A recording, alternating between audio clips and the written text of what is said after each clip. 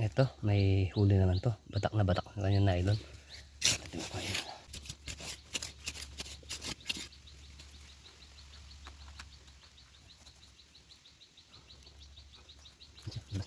Basta makalo. Hindi siya. Hindi po nylon.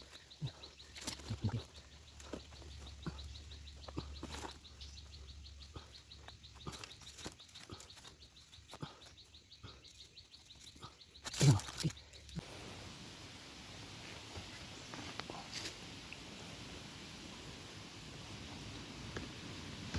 Ayun. Oh, dapat hindi makawala. Yan. Ito na. Ito na siya mga kalagalaga. Sakto naputol yung ating nylon. Nahuli rin natin siya. Ayun. Ito. Ito ang sand crab. Yan. Laki. Ayun na. Nagawala na mga kalagalaga. Yan. Yan. Lumabas na siya. Yan na. Kita nyo. Yan. Lumabas na siya. Kaya takpan natin dito. Ito yung dadaanan. Takpan natin itong butas na ito para yan na. Wala na siya. Yan. Kasi biglang babalik yan sa butas niya.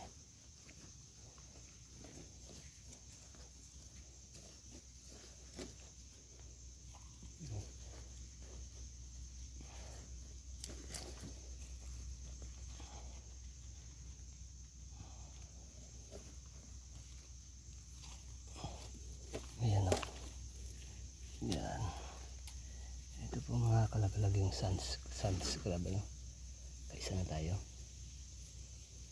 Dalawa. Dinoble ko yung aking nylon. Ayan.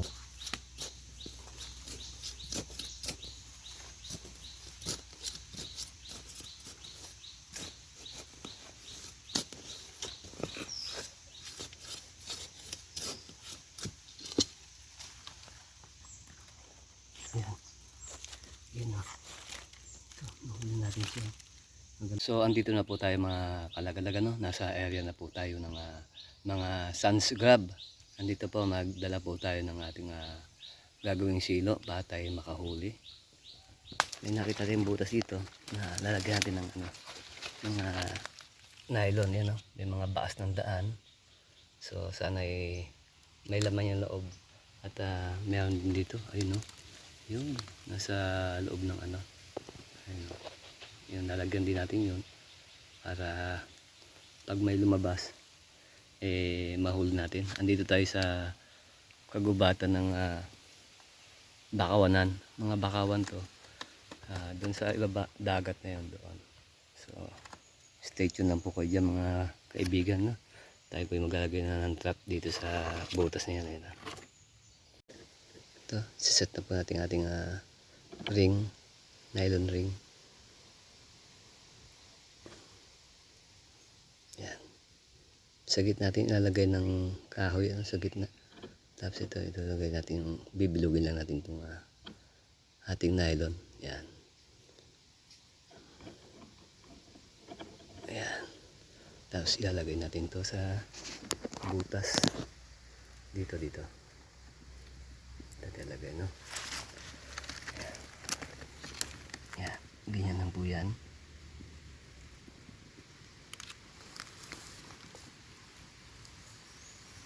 Yan. Babalikan natin to mga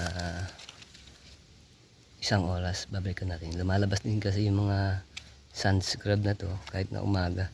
Pero karamihan ang labas nila gabi sila kumakain ng mga pagkain kumakain sila sa gabi. Yan. Ay, tabingi. Ayan. Yan, ganyan lang ang setup niyan para mahuli siya. Yan, maraming patay dito. Titingin pa ng ibang butas. Yung ibang butas niya nalagyan na lang natin. Ayan, Yan, ilagyan natin doon. Dito may nakita tayong mga lumang trap ng mga ano, mga sand scrub ito. Tulad nito. Lumang sand trap po ito. Laman. Ano na siya, tumalo na siya. Pero walang laman. Ito. Ito ang sistema nito eh. Ito. Umiigas na gano'n. Ito yung pinakalock niya. Nandito. Yan. Pagka napitik to ng sand crab, papalo na itong paganto. Sasarado na itong butas. Ito wala ng laman. Nakatakas na. Nailagyan natin yan isa. Ito, meron pa dito nakita tayo. Ito. Simple lang ho yung paggagawa nito. Yan, lagyan yung ring na yan sa butas. Saka itusok tong kahoy. Yan. Tapos iayos to. Yan. Okay. Ito nga pala isang uri ng yantok, ano? Ito po yung ginagawang upuan. Ito yun. Yan, mahaba yan. Medyo mahirap din kumuha nito. Kasi nga sa katawan niya, puro tinik. Tignan naman yung tinik niya. Puro tinik yan, no? Kaya, delikado yung manguha niyan dahil matutusok ang balat natin, no? Kaya ang haba niya, pataas. Ang dami dito, oh. Ayan, oh. Medyo virgin forest pa po ito. Gawa ng bakawanan yung unahan doon. Kaya bihira nagpupunta dito yung mga tao. Yan, ito, lagyan ito. Isang to. Ito.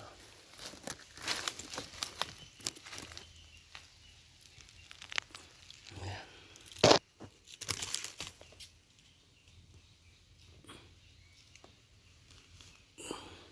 Yan. Yan. Sana ipalagi tayo mamayang hapon. Makuli tayo ng sand crab.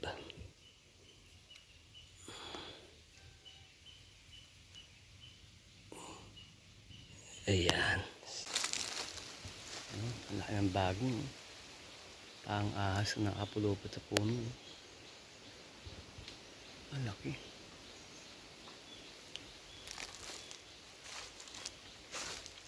Ayan, nalagay natin yan. Ayan pa isa. Ayun na isa. May butas pala nalagay. So habang naglalakad po tayo dito, nakakita po tayo dito ng dasdas. Ayan, oh. Ayan, dasdas po ng isang hayop yan. Na parang may hinahatak. Dahil kita naman yun, nakayod yung buhangin, no? Ayan, oh, nakayod. So tignan natin kung anong hayop yung dumaan dito. Dito, diretso siya doon. Dito. Ito yung daan niya. Tignan natin kung ano yung klase ng hayop tong dumaan dito. Hindi siya eh.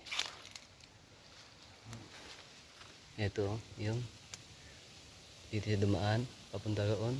Doon. Parang dito niya kinain yung kanyang biktima. Yan, oh. Tignan natin kung anong klaseng hayop. Tignan natin yung footprint niya. So ito nakita natin, no? Ayan footprint niya, oh. Bali meron siyang 5. 1, 2, 3, 4, 5. Maaling wildcat po ito. Wildcat po dito sa bakawanan, ano? Dito siya naghahunting ng kanyang kinakain. At halatado nga ho na dito siya dumaan, ano? Papunta roon. Ayun, at gasgas na gasgas yung punong yun, no? Yung daan na yun. Lapitan natin. Dito siya dumaan, ano? Wildcat nga ho ito na nasa gubat na atira. Dito siya dumadaan, no? Hatak-hatak niya yung kanyang pagkain papunta doon sa kanyang basement doon. Ito.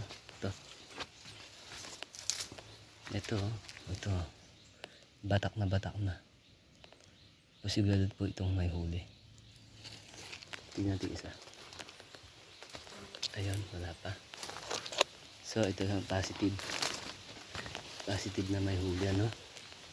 So kain natin to.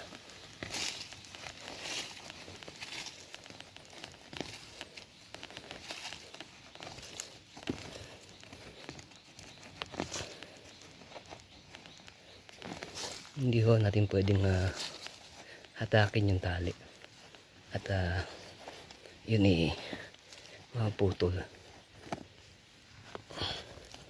Wala tayong dalang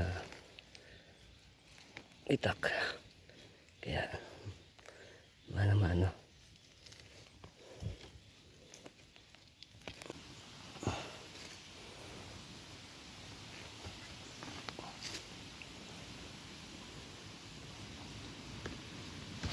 Ayun. Oh, dapat hindi makawala.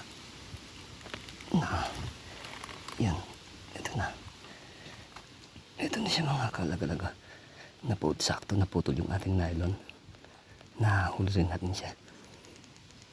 Ayun. Ito. Ito ang sand crab. Yan. Laki. Ito ang sand crab. Ito ang ating nylon ay naputol. Sakto naman nakuha natin siya. Yan, naibig na. Ito. Yan, bali ang nakuha sa kanya ay dalawang paa nahuli sa kanya. Ito, nakaisa na tayo mga kalagalag.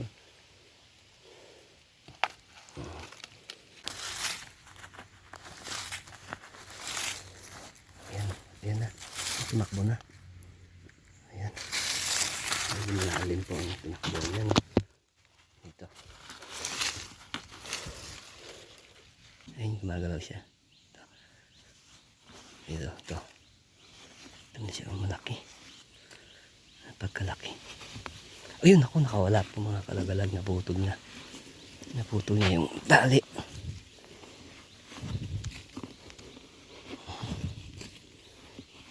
Naputol niya yung tali.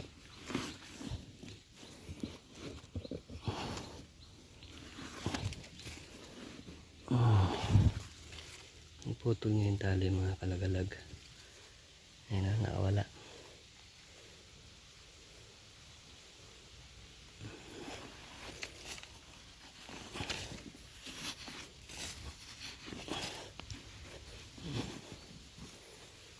Wala po siya. At hindi pala. Hindi, nakawala po talaga. Ito yung naiwan, ipit. Naiwan sa kanya. Malaki pa naman. Sayang. Ipit po ang naiwan.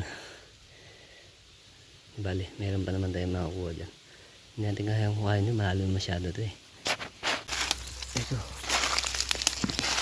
Ay, naku. Nakawala. Ayan o. Naputol yung ating nylon.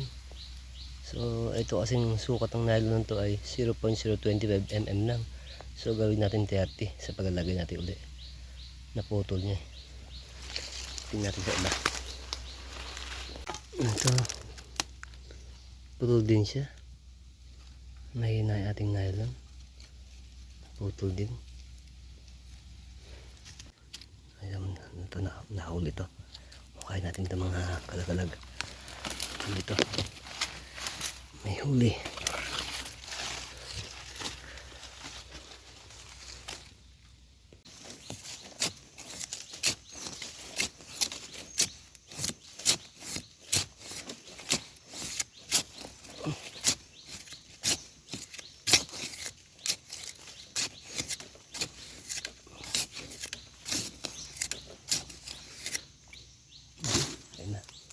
Nagawala na mga kalagalag. Yan. Yan, lumabas na siya. Yan na. Kita nyo. Yan, lumabas na siya. Kaya takpan natin dito. Ganyan dadaanan. Takpan natin itong butas na ito para. Yan na. Wala na siya. Yan. Kasi biglang babalik yan sa butas niya.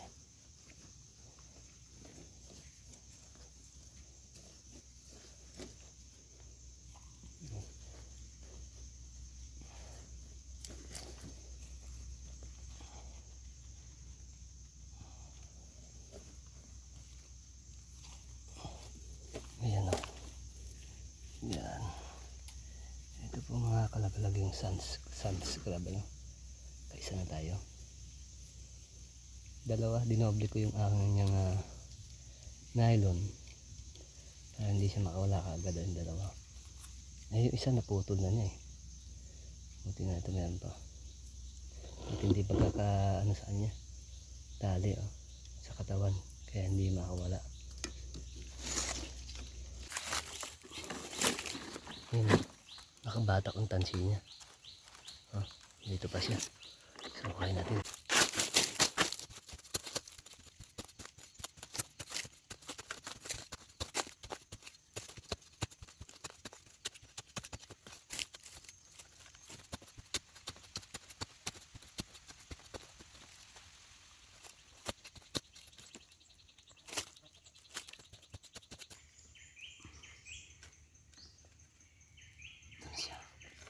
Ito na siya mga kalagalag.